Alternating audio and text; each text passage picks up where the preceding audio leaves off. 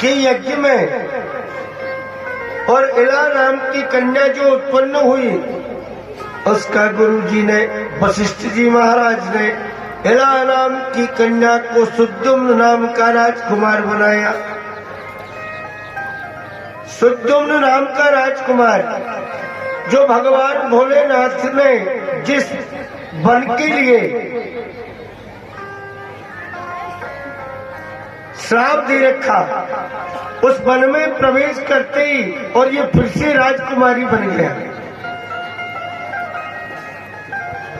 राजा को बड़ा कष्ट हुआ, फिर से गुरु जी की शरण में गए।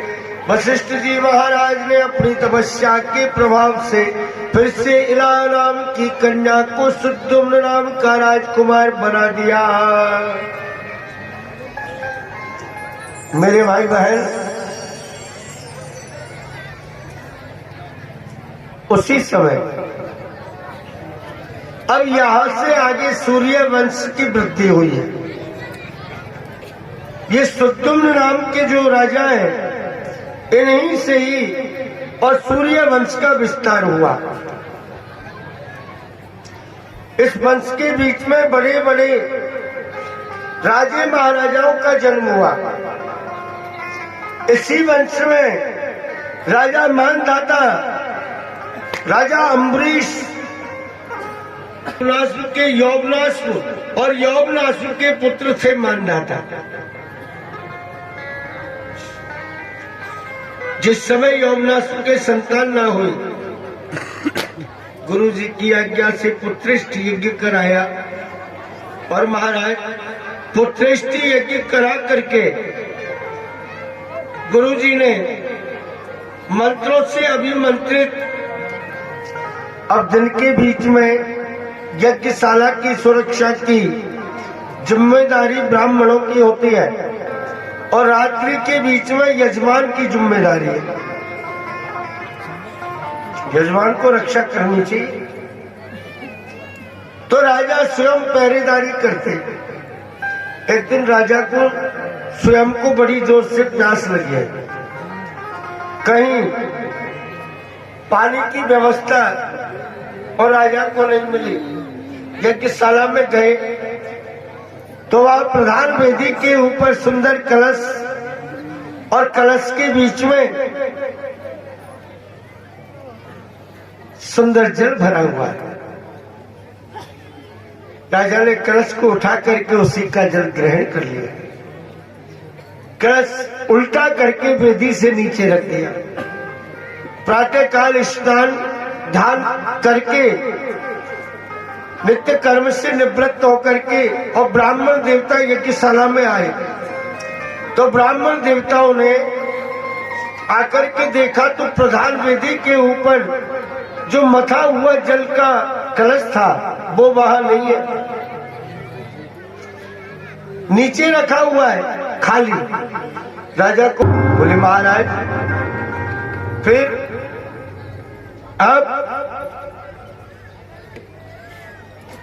अब क्या होगा? बोले होगा क्या, अब कुछ नहीं हो सकता। अब तो जो विधाता को मंजूर था वो हो गया, ये तुमने उचित नहीं किया। बोले महाराज कोई उपाय तो करो। अब तो राजा को ज्यादा चिंता लग गई। काला की जल पीने से रानी को राजकुमार उत्पन्न होता।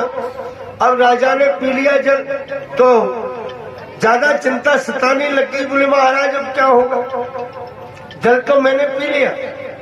बोले अब कुछ नहीं हो सकता, अब तो राजकुमार का जन्म तुम्हारे द्वारा ही होगा। नहीं महाराज ऐसा मत, मैं कैसे बालक को जन्म दूंगा, मेरे तो प्राण निकल जाएंगे, मैं निश्चित रूप से मृत्यु को प्राप्त हो जाऊंगा। अब ऐसा मत कर। बोले कि ना अब तो ऐसा ही होगा। इस यज्ञ के बीच में स्वर्ग के देवता राजा इंद्र भी आए हुए थे। यौवनाशी की मित्रता थी राजा इंद्र से। जब राजा घबराने के लिए लगे तो इंद्र ने कहा, मित्र मारुषि, चिंता मत कीजिए, भयभीत मत होइए,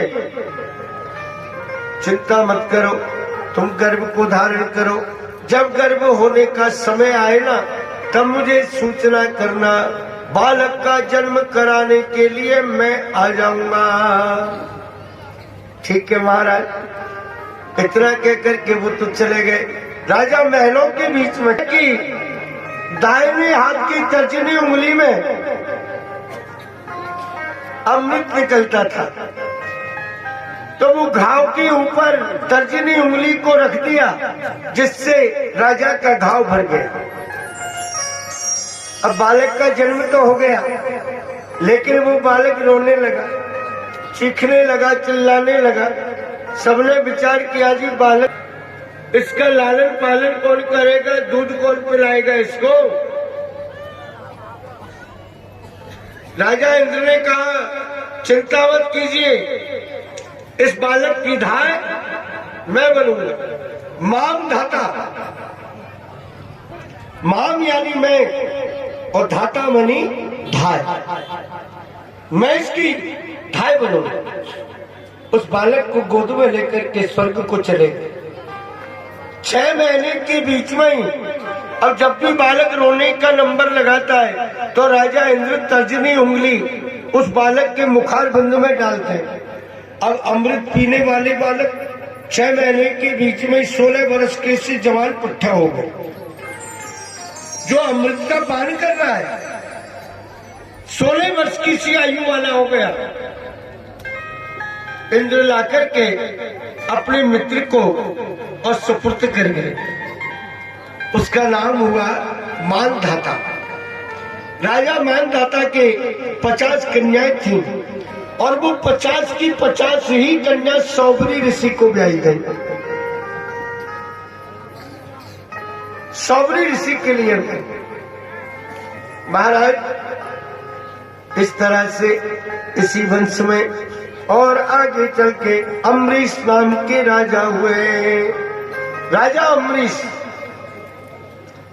अम्बरीश भी बड़े धर्मात्मा राजा थे।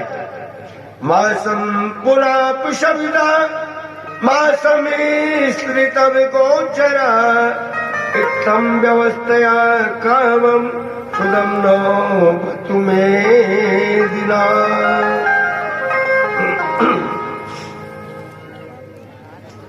अम्बरीश नाम के राजा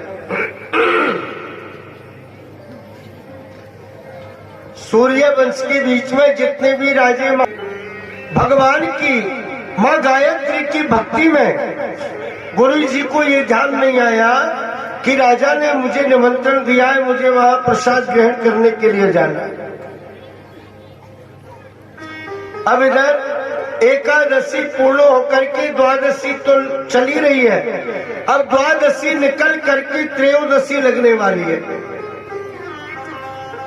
और त्रयोदशी अगर आ गई तो एकादशी के व्रत का फल प्राप्त नहीं होगा। एक घड़ी शेष रहेगी। बड़े बुजुर्गों के पास में जाकर के सलाह मशवरा किया, बोले जी क्या करें। तो जो बड़े बुजुर्ग हैं उन्होंने कहा कि ऐसा करो, मंदिर में जाकर के तुलसी चरणामृत ग्रहण कर लो, व्रत भी खुल जाएगा तुम्हारा और उसका दोष भी नहीं लगेगा। बोले गुरुजी आए नहीं, स्नान करने के लिए चले गए। बोले दोष नहीं लगेगा, आप तो जाओ। गुरु जी के आने से पहले ही और मंदिर में जाकर के तुलसी चरणामृत ग्रहण कर लिया। अब जैसे ही मंदिर में जाकर के तुलसी चरणामृत लिया सो गुरुजी उधर दुर्वासा जी महाराज सरयू नदी के तीर पे संध्या वंदन कर रहे। गुरु जी के ध्यान में वो चरित्र आ गया कि राजा ने तो व्रत खोल लिया, राजा ने मुझे निमंत्रण दे दिया और मुझे भोजन कराने से पहले स्वयं ने व्रत खोल लिया। इसका मतलब इसने मेरा अपमान किया। ब्राह्मण को न्योता देकर के और ब्राह्मण को भोजन करने से पहले अगर स्वयं ने भोजन कर लिया तो समझो ब्राह्मण का अपमान हो गया। ठाकुर जी की कृपा, समय आने पर दुर्वासा जी महाराज और क्रोधित होकर के पधारे। राजा